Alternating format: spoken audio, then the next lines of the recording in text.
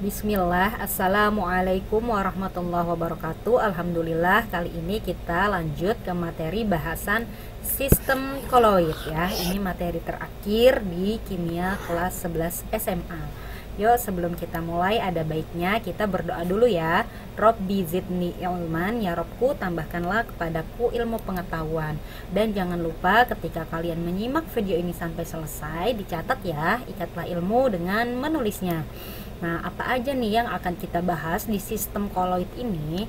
Nah, pertemuan pertama, bagian yang pertama kita akan membahas tentang pengertian dan ciri-ciri sistem koloid, lalu komponen dan penggunaannya apa aja dalam kehidupan sehari-hari, serta pengelompokan sistem koloid. Nah, nanti insya Allah pertemuan pertama akan 3 bahasan ini ya. Nanti di bagian yang kedua kita akan membahas sifat-sifat koloid, dan pertemuan yang ketiga kita akan belajar cara pembuatan koloid seperti itu. Ini gambar-gambar contoh sistem koloid dalam kehidupan sehari-hari.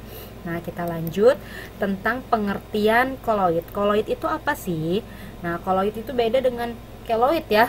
Ini koloid. Nah, koloid adalah jenis campuran heterogen di mana suatu zat tersebar merata. Nah, zat yang tersebar merata ini nanti disebut fase terdispersi dalam medium atau dalam zat lain. Nah, zat lainnya itu disebut fase pendispersi ya. Sebenarnya mirip-mirip kayak larutan gitu. Larutan kan ada terlarut, ada pelarut. Nah, terlarut di sini kalau di koloid namanya terdispersi istilahnya. Pelarut, nah di koloid disebut pendispersi. Biasanya ya, pendispersi ini yang jumlahnya lebih besar, lebih banyak dibanding yang terdispersi biasanya. Nah, komponen sistem koloid apa aja? Nanti di sistem koloid ada yang disebut fase terdispersi atau supaya lebih mudah mengingatnya, fase terdispersi itu mirip kayak terlarut ya, yaitu zat yang menyebar, yang tersebar merata. Nanti ada yang disebut fase pendispersi, yaitu zat ya atau medium tempat partikel koloid itu tersebar. Nah, ini contohnya pada santan ya. Di santan fase terdispersinya itu minyak. Jadi minyak ini menyebar merata dalam medium pendispersi. Medium pendispersinya air. Jadi santan itu adalah kandungan minyak dalam air ya. Nah, itu contoh sistem koloid.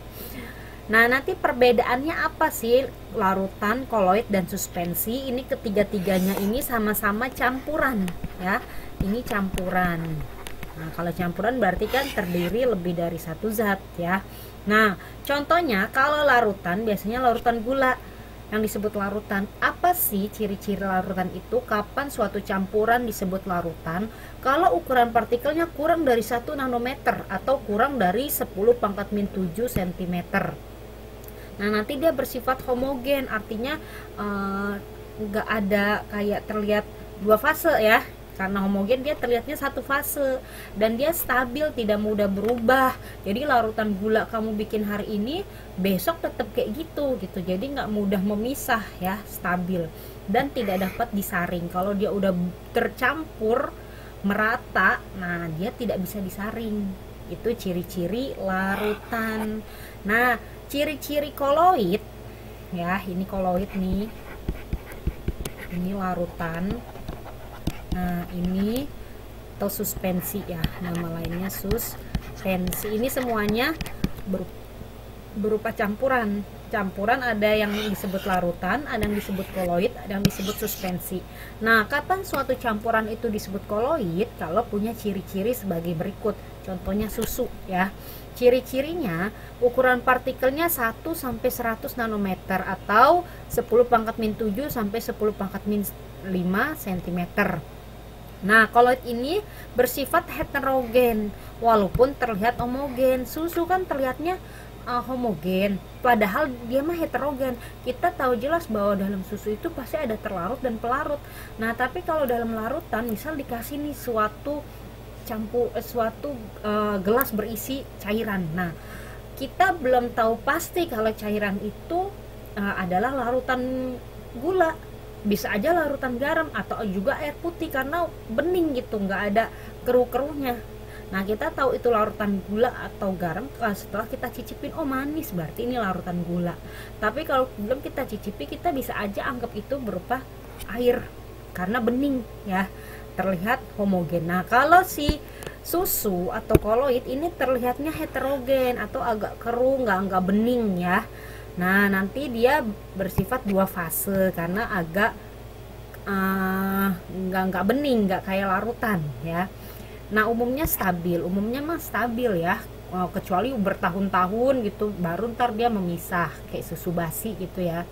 Nah, si koloid ini tidak dapat disaring kecuali dengan penyaring ultra atau penyaring yang pori-porinya sangat kecil sekali. Kalau dengan penyaring biasa si koloid ini tidak bisa disaring. Nah, nanti ada juga campuran yang disebut suspensi. Apa sih ciri-cirinya? Suspensi ini ukuran partikelnya lebih besar, yaitu lebih dari 100 nanometer atau kurang dari 10 pangkat min 5 cm. Maaf, ini bukan kurang dari, lebih dari ya. Nah, nanti bersifat heterogen, terlihat banget perbedaan terdispersinya mana, pendispersinya mana tuh terlihat. Nah, karena terlihat berarti dia udah jelas-jelas dua fase. Dan tidak stabil, artinya tidak bercampur, terlihat jelas batasnya gitu ya. Nah, dapat disaring hanya dengan penyaring biasa. Contohnya campuran air dengan pasir, terlihat jelas mana pasirnya mana airnya kan, atau campuran minyak dengan air ya, itu suspensi. Nah, kita lanjut. Contohnya tadi kan campuran itu ada larutan, ada koloid, ada suspensi. Nah, larutan dalam kehidupan sehari-hari apa aja contohnya yang bening biasanya ya? Larutan gula, larutan garam, spiritus ya, alkohol 70%, larutan cuka, air laut, bensin, itu kan semuanya bening. Walaupun berwarna bensinnya cuma bening gitu, nggak keruh ya. Nah, contoh koloid dalam kehidupan sehari-hari sebenarnya banyak. Contohnya ini beberapanya aja ya: sabun, susu, santan, jeli, selai, mentega, mayones, dan masih banyak lagi. Ini contohnya juga nih ya, keju, cat, batu apung. Ini contoh dari koloid ya. Nah, nanti apa contoh suspensi dalam kehidupan sehari-hari atau campuran kasar? Air sungai yang keruh, terlihat banget tuh terdispersinya mana, pendispersinya mana. Campuran air dan pasir, campuran kopi dan air. Kopinya di sini kopi hitam ya, kopi bubuk hitam, bukan kopi instan yang langsung diminum kayak Good Day gitu, Indo Cafe gitu, enggak. Ini yang kopi hitam, jadi kayak ada ampas-ampasnya kan di bawahnya ya. Nah, terus campuran minyak dan air, terlihat jelas mana terdispersinya, mana pendispersinya. Nah, sistem koloid ya, yang bisa kita temui dalam kehidupan sehari-hari antara lain mayones, keju, jelly, cat, kosmetik, dan obat-obatan. Bahkan darah dalam tubuh manusia atau makhluk hidup lain yang ada dalam tubuh kita termasuk sistem koloid ya. Kok bisa? Ayo coba kamu ingat kira-kira apa saja nih komposisi darah di dalam tubuh kita. Mana terdispersinya, mana pendispersinya. Darah itu salah satu contoh koloid ya. Nah, sekarang penggunaan koloid dalam kehidupan sehari-hari. Contoh dalam industri makanan ada keju, mentega, susu, saus salad ya, bisa juga nanti es krim, makanan, agar-agar ya. Nah, mayones, mentega, keju ini dalam industri makanan. Dalam industri kosmetik dan perawatan tubuh ada juga sistem koloid ya. Di sini krim, pasta gigi, sabun ya, susu pembersih kulit muka, deodoran ya, dan pewarna bibir atau lipstick ya, pewarna bibir. Nah, dalam industri cat yaitu cat ya, keramik, plastik. Nah, keramik ini contoh koloid juga. Tekstil ya, plastik. Banyak contohnya ya, tekstil, kertas, lem, tinta, dan lain-lain ya, masih banyak contohnya. Dalam industri kebutuhan rumah tangga, dalam kebutuhan rumah tangga ada sabun, deterjen ya, seperti itu. Dalam industri pertanian ada peptisida, insektisida, obat semprot pertanian pokoknya ya, yang disemprot-semprot itu contoh koloid dalam industri pertanian. Nanti ada dalam industri farmasi ya, yaitu minyak ikan, penisilin untuk suntikan ya, ada krim salep ya, terus ada sirup obat batuk. Nah, ini contoh dari aplikasi sistem koloid dalam kehidupan sehari-hari atau penggunaannya ya. Ternyata banyak sistem koloid digunakan dalam kehidupan sehari-hari. Kita baru tahu aja sekarang, oh itu ternyata koloid. Obat batuk yang kita minum itu koloid, pasta gigi yang kita pakai sehari-hari buat mandi itu koloid, sabun, mentega, susu, segala macam yang tercantum di sini itu adalah ternyata aplikasi atau penggunaan sistem koloid dalam kehidupan sehari-hari. Nah, pengelompokan sistem koloid tadi kan, sistem koloid ada yang disebut fase terdispersi, ada fase pendispersi ya. Terdispersi ini biasanya jumlahnya lebih sedikit, pendispersi biasanya jumlahnya lebih banyak ya. Maka supaya gampang mengingatnya, fase terdispersi ini yang terlihat oleh mata. Kenapa? Karena dia jumlahnya lebih banyak, maka dia lebih terlihat oleh mata. Jadi nanti di soal, cara menjawab soal-soal pengelompokan sistem koloid, kamu lihat aja, oh di mata terlihatnya padat, maka padatnya itu adalah fase pendispersinya. Nanti biasanya disebutnya terdispersinya dulu baru pendispersi ya. Misalnya gas dalam cair, gas dalam padat, maka yang disebut duluan itu terdispersinya, yang disebut belakangan itu pendispersinya ya. Di sini contohnya terdispersinya gas dalam cair. Nanti kalau gas dalam cair ini disebut busa atau buih ya. Kalau terdispersinya gas disebut busa atau buih. Bedanya kalau terdispersinya cair busa atau buih aja. Tapi kalau gas dalam padat disebutnya busa padat atau buih padat. Contoh dalam kehidupan sehari-hari, gas dalam cair itu buih sabun, buih soda, buih lemon, krim kocok ya. Nah, contoh gas dalam padat atau disebut busa padat ya. Apa contohnya? Kasur busa. Kita lihat kasur bentuknya kan padat. Nah, kita bayangin di dalamnya kalau diteken-teken kan ada rongga-rongga udara, berarti gas dalam padat. Seperti itu ya. Karet busa, batu apung, kue bolu. Kue bolu kan kita lihatnya padat kan nggak ada kue bolu itu cair atau gas, nggak ada. Yang kita lihat itu padat, maka pendispersinya padat. Nah, kita bayangin kue bolu itu dalamnya kayak ada rongga-rongga udaranya kan, kalau ditekan kan dia bantet gitu ya. Nah, berarti gas dalam padat. Busa jok, lava, biskuit, roti, dan lain-lain. Ini contoh dari busa padat ya. Nah, nanti terdispersinya cair, ada cair dalam gas, ada cair dalam cair, ada cair dalam padat. Khusus untuk medium pendispersinya gas, nama depannya aerosol ya. Kalau padat dalam gas, ini namanya aerosol padat. Jadi untuk yang pendispersinya gas, nama depannya aerosol. Kalau cair dalam gas aerosol aja. Cuma kalau padat dalam gas namanya aerosol padat. Nah, nanti kalau cair dalam cair disebut emulsi, kalau cair dalam padat disebut emulsi padat atau nama lainnya gel ya. Contoh cair dalam gas yaitu kabut atau fog, awan, embun, hairspray, obat semprot ya. Pokoknya yang terlihat oleh mata gas. Kabut itu kan terlihat seperti gas, kita bayangin dalamnya, oh kabut itu air ya, dalamnya awan, biasanya kan timbul hujan gitu ya. Nah, itu cair dalam gas. Nah, cair dalam cair bentuknya mah cair, dalamnya juga cair. Contohnya susu, santan ya, minyak ikan. Nah, itu contoh dari cair dalam cair. Latex, mayones, minyak bumi ya. Nah, kenapa nih santan disebut koloid cair dalam cair ya? pada santan, nih contohnya kakak jelasin santan ya. Santan ini terdapat butiran, dalam santan terdapat butiran apa tadi di gambar yang tadi, minyak dalam air. Minyak itu bentuknya cair, air itu bentuknya cair. Nah, butiran minyak tersebut mempunyai fase yang berbeda dengan air ya. Walaupun keduanya sama-sama berwujud cair ya. Nah, butiran minyak dalam santan bertindak sebagai terdispersinya ya. Nah, sedangkan air sebagai medium pendispersinya. Maka yang terlihat oleh mata kan cair.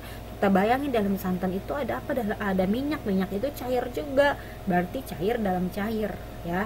Oleh sebab itu santan juga termasuk sistem koloid yang koloid karena punya fase terdispersi dan medium pendispersinya cair dalam cair. Maka santan disebut emulsi. Seperti itu. Kita lanjut ke cair dalam padat atau disebut emulsi padat ya, atau gel nama lainnya. Contoh dalam kehidupan sehari-hari, jelly, mentega atau margarin, mutiara. Mutiara ternyata ini sistem koloid ya. Nanti kenapa nih sistem koloid bisa kamu searching sendiri. Terdispersinya apa, pendispersinya apa nih dalam mutiara. Terus ada keju, selai, gelatin, agar-agar, semir padat, lem padat, gel silika, kanji atau lem kanji ya. Nah, itu contoh dari emulsi padat. Kita lanjut ke fase terdispersinya padat. Ada padat dalam gas, ada padat dalam cair, ada padat dalam padat. Untuk padat dalam gas ya, ini disebut aerosol padat. Kamu bayangin, terlihatnya gas, dalamnya padat, yaitu asap atau smoke, debu, buangan knalpot gitu ya. Misalnya nih kamu di belakang knalpot kendaraan yang asapnya hitam. Nah, setelah asapnya keluar kena muka kamu nih, kamu lap muka kamu lah pakai tisu. Nah, di tisu itu ada kotoran hitam-hitam ya, berarti itu padat dalam gas karena asap itu terlihatnya gas, ternyata ada butiran-butiran hitam atau pengotornya ya. Itu contoh koloid ternyata asap itu. Nah, nanti ada padat dalam cair, ini disebut sol ya. Nah, ini kamu terlihat oleh mata cair, dalamnya ada padatan. Contohnya apa? Sol kanji, sol emas, sol belerang, tinta. Terlihatnya cair, ada zat padat di dalamnya. Cat, agar-agar panas, putih telur, protoplasma. Nah, ini darah kita ya. Nah, semir cair, lem cair, air lumpur, sol sabun, ini semua terlihatnya cair, dalamnya ada fase terdispersinya padatan ya. Nah, nanti ada padat dalam padat ya, disebut sol padat. Kalau terdispersinya padat disebutnya sol. Bedanya kalau pendispersinya cair sol aja, kalau pendispersinya padat disebut sol padat. Apa contohnya terlihat oleh mata padat, dalamnya padatan juga. Contohnya gelas berwarna, intan hitam, permata, logam paduan atau alloy ya. Alloy itu paduan logam. Contohnya perunggu, kuningan, baja, tanah, kaca.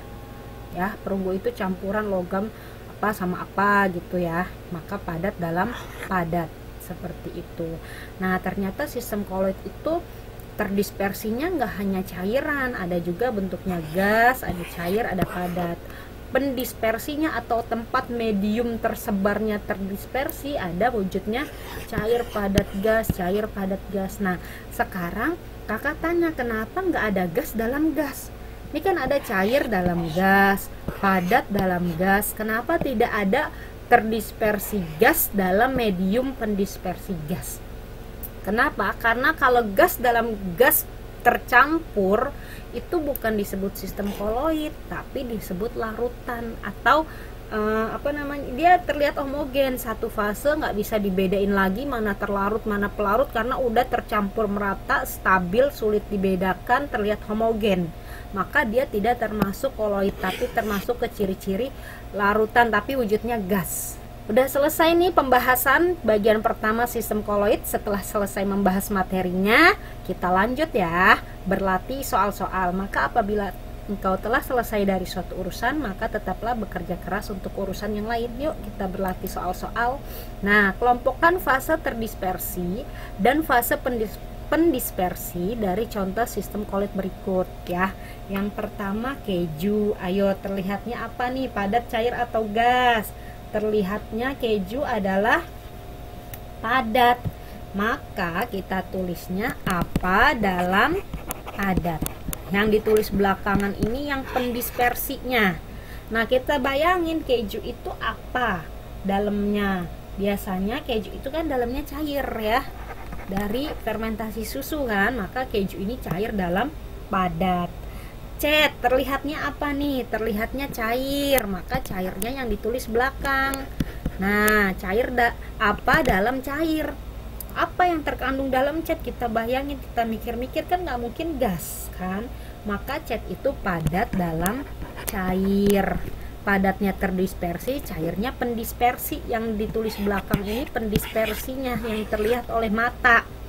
Nah, batu apung terlihatnya apa nih? Padat, gas, atau cair? Jelas terlihatnya apa? Padat, batu apung. Nah, sekarang kita cari apa dalam padat. Kita bayangin batu apung itu dalamnya seperti apa? Gas kan, maka dia bolong-bolong nih karena ada gas dalam padat. Itu batu apung. Debu, tadi apa debu? Terlihatnya apa? Terlihatnya gas. Nah, apa dalam gas? Kita bayangin debu itu tadi apa, kayak knalpot gitu ya, asap knalpot, maka padat dalam gas ya. Agar-agar terlihatnya apa? Terlihatnya padat. Kita bayangin nih padat, apa dalam padatan. Agar-agar ini cair dalam padat kan. Nah, seperti itu. Tinta terlihatnya apa? Cair. Nah, berarti apa dalam cair. Kita bayangin dalam tinta itu kira-kira wujudnya gas, padat, atau cairan. Nah, tinta itu padatan dalam cairan ya. Nah, kaca berwarna jelas terlihatnya padat. Nah, apa dalam padatan? Kaca berwarna ini contoh koloid padat dalam padat. Coba nanti dicarikan apa terdispersinya padat itu apa. Di gelas berwarna nanti dilihat terdispersinya padat, apa aja kandungan padatannya. Dalam medium pendispersinya padat, apa aja padatannya. Biasanya nanti bisa tahu dari proses pembuatannya ya. Nah, sekarang intan atau berlian atau paduan logam ini terlihatnya udah jelas ini padat. Nah, apa dalam padat? Nah, nanti dilihat di proses pembuatannya ini padat dalam padat seperti itu. Nah, terus apa nih? Air susu terlihatnya mah cair ya, cair. Apa dalam cair? Air susu cair dalam cair, ada kandungan minyak, lemak. Nah, itu cair dalam air itu kan cair juga. Awan, nah apa contoh awan?